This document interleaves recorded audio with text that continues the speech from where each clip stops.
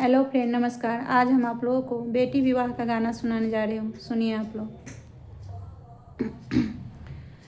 अम्मा के गोद पैसल सुताला ना, सीता बेटी सुतल बेटी उठाली चेहार। हे अम्मा के गोद पैसल सुताला ना, सीता बेटी सुतल बेटी उठाली चेहार। किनका दुआर अम्मा बाजन बाजाए, किनका के होई छैन विवाह। किनका दुआरे अम्मा बाजन बाजाए, किनका के होई छैन विवाह।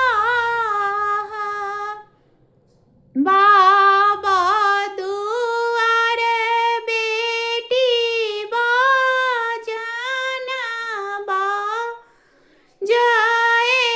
तोहरो के होई छो विवाह। बाबा दुआर गे बेटी बाजन बाजाए, तोहरो के होई छैन विवाह। सिखाहु न पहिले अम्मा बीर घर घरुआरी, आओरो रसोइया बेबहार। सिखाहु न पहिले अम्मा घर घरुआरी, आओरो रसोइया बेबहार। सासु ननद गे बे अम्मा गारी जे देता, हमरो से सहलो न जाए। सासु ननद गे अम्मा मैया गारी पढ़त, हमारो से सहलो न जाए।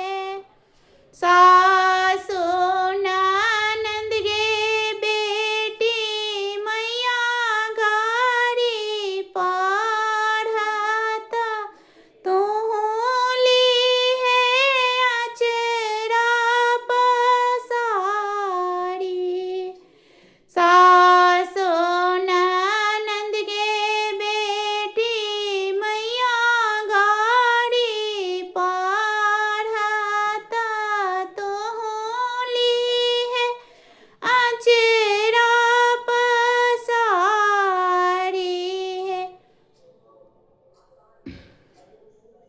कमेंट में जरूर बताइएगा कैसा लगा आप लोगों को ये गाना। धन्यवाद। हर हर महादेव।